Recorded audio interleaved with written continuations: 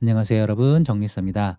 이전 영상에서 PC의 성능을 결정하는 핵심 부품인 CPU, 그래픽카드, 메모리의 세대와 등급에 대해서 정리해 봤었는데요.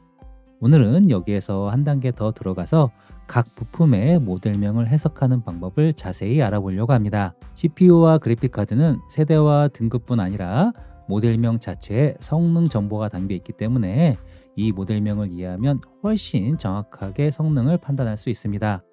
이 모델명 구조를 잘 이해하게 되면 조립 PC를 구매할 때 구성이 최신 세대인지, 또 같은 등급의 CPU와 그래픽카드 중에서도 어떤 모델이 더 높은 성능인지, 혹은 업체가 이전 세대나 저가형 모델로 구성했는지, 이런 부분들을 좀 더 자세하게 구분할 수 있게 됩니다.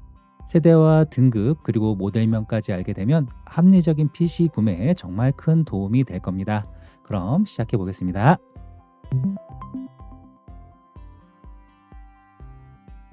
이제 CPU와 그래픽카드의 모델명과 그에 따른 특징에 대해서 알아볼 건데요. 그런데 성능을 결정하는 부품 중에 메모리도 들어가 있는데 여기서는 제외를 했죠. 그 이유는 메모리는 무엇보다 용량이 중요하고요.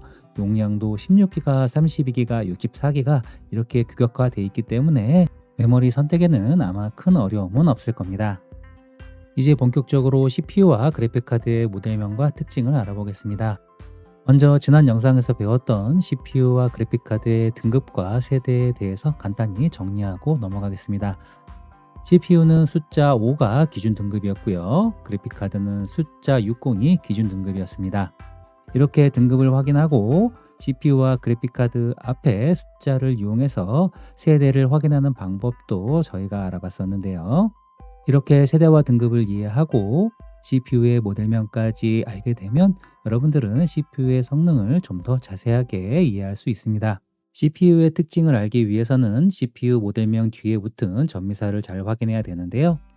인텔과 AMD CPU 모두 숫자 뒤에 이 전미사가 붙게 됩니다. 이 영문의 전미사 없이 숫자로만 돼 있는 경우에는 인텔과 AMD CPU 모두 내장 그래픽이 탑재돼 있을 가능성이 높고요. 모델명 뒤에 영문 F가 붙게 되면 내장 그래픽이 없는 CPU라고 생각하시면 되겠습니다. 내장 그래픽이 없는 대신 가격은 좀 더 저렴한데요.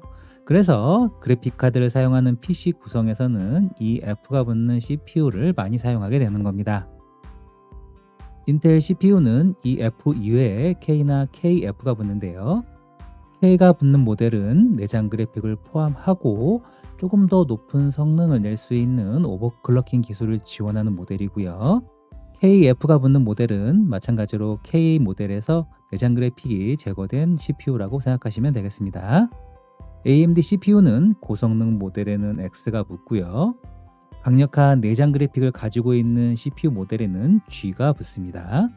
AMD CPU 중에서 주목해야 되는 모델은 X3D가 붙은 모델인데요. 특히 9800X3D는 현재 최강의 게이밍 CPU로 평가되고 있습니다. 이번에는 그래픽카드의 모델명 특징에 대해서 알아보겠습니다.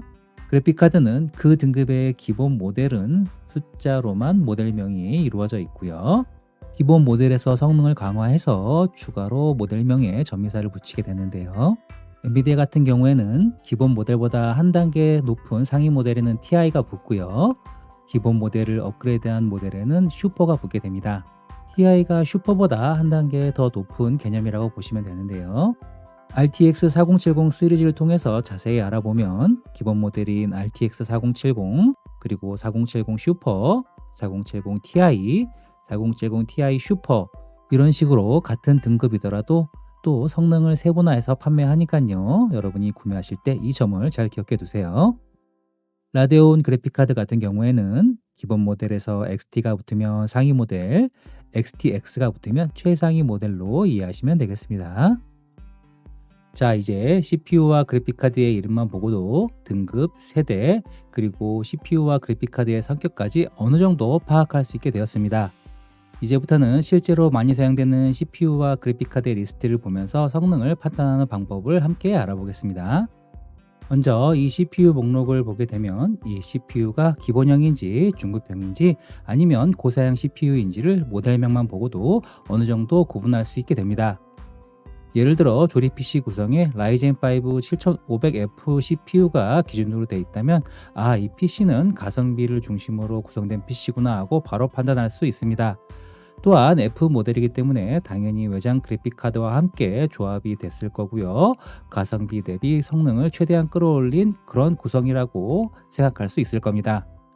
또 조립 PC 구성을 보면서 라이젠 5 9600X나 9600이 들어간 조립 PC를 보게 되면 똑같은 라이젠 5 등급 안에서도 9600은 기본형, 9600X가 조금 더 고성능 모델인 것을 확인할 수 있을 겁니다. 이렇게 같은 세대, 같은 등급 안에서도 성능 차이가 있다는 걸 모델명만 보고도 판단할 수 있을 거고요. 그리고 고사양 PC를 찾고 계신 분들이라면 라이젠 7 9800X3D라는 이름만 봐도 이건 게임에 특화된 상급 게이밍 CPU라는 것을 바로 알 수 있을 겁니다. 그리고 만약 7800X3D CPU가 사용된 조립 PC가 있다면 이건 최신 9800X3D 대신 가격을 조금 낮추면서도 게이밍 성능을 잘 유지한 가성비 선택이라는 것도 자연스럽게 이해할 수 있을 겁니다. 인텔 CPU도 마찬가지입니다. 예를 들어서 i5 14400F가 들어간 조립 PC라면 당연히 외장 그래픽카드와 함께 사용되는 게이밍 구성 PC일 거고요. 반대로 i5 14400처럼 F가 붙지 않는 CPU를 사용한 PC라면 내장 그래픽을 사용하는 사무용 또는 작업용 PC일 가능성이 높다는 것도 모델명만 보고 판단할 수 있습니다. 이렇게 조립 PC에 사용된 CPU 모델명만 봐도 이 PC가 가성비 위주인지 게이밍 중심인지 고사양 구성인지 내장 그래픽용인지 이런 부분들을 이제 어느 정도 알 수 있게 되었습니다. 이번에는 그래픽카드 목록을 보면서 성능을 파악하는 방법을 알아보겠습니다. 지금 보고 있는 이 그래픽카드 목록은 위에서 아래로 내려갈수록 성능이 점점 높아지는 구조라고 보시면 되는데요. 먼저 상단에 있는 그래픽카드들을 보면 엔비디아를 기준으로 모델명에 60이 붙은 제품들이 중심을 이루고 있는데요. 이 60 그래픽카드가 FHD, QHD 입문용으로 가장 많이 사용되는 기본이 되는 메인 등급이라고 보시면 됩니다. 그리고 아래로 갈수록 모델명이 60, 70, 80 이런 식으로 점점 높아져 가는 것을 확인할 수 있는데요. 이렇게 숫자가 올라갈수록 그래픽카드의 전체적인 성능 등급도 함께 올라간다고 이해하시면 됩니다. 그리고 모델명 뒤에 붙은 TI나 TI 슈퍼를 보면서 같은 등급의 그래픽카드 내에서도 좀 더 성능이 높은 모델인 것을 알 수 있을 겁니다. AMD 라데온 그래픽카드도 구조는 거의 같습니다. 현재 라데온 RX 9060, 9060 XT, RX 9070, 9070 XT가 출시되어 많이 사용되고 있는데요. 모델명에 XT가 붙어 있다면 조금 더 고사양 그래픽카드인 것을 이제는 바로 알 수 있을 겁니다. 이렇게 그래픽카드는 숫자와 뒤에 붙어있는 TI, 슈퍼, XT 같은 이름만 이해해도 어느 정도 성능인지 어떤 위치의 그래픽카드인지 충분히 판단할 수 있게 됩니다.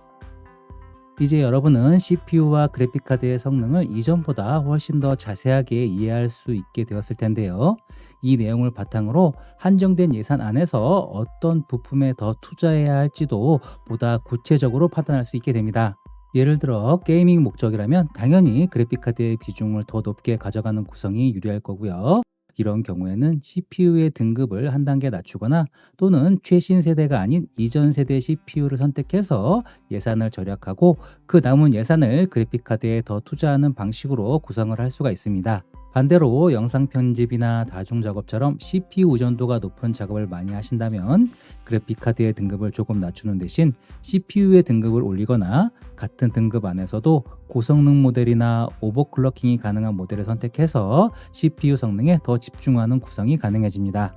이처럼 CPU와 그래픽카드의 등급, 세대, 그리고 모델명의 특징을 이해하고 나면 단순히 비싼 부품을 고르는 것이 아니라 자신의 사용 목적에 맞춰 더 효율적인 PC 구성을 할 수 있게 됩니다.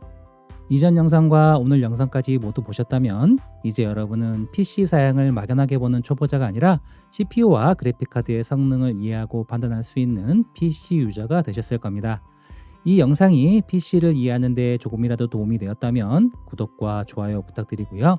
저는 다음 영상에서도 더 도움이 되는 정보를 정리해서 다시 찾아오겠습니다.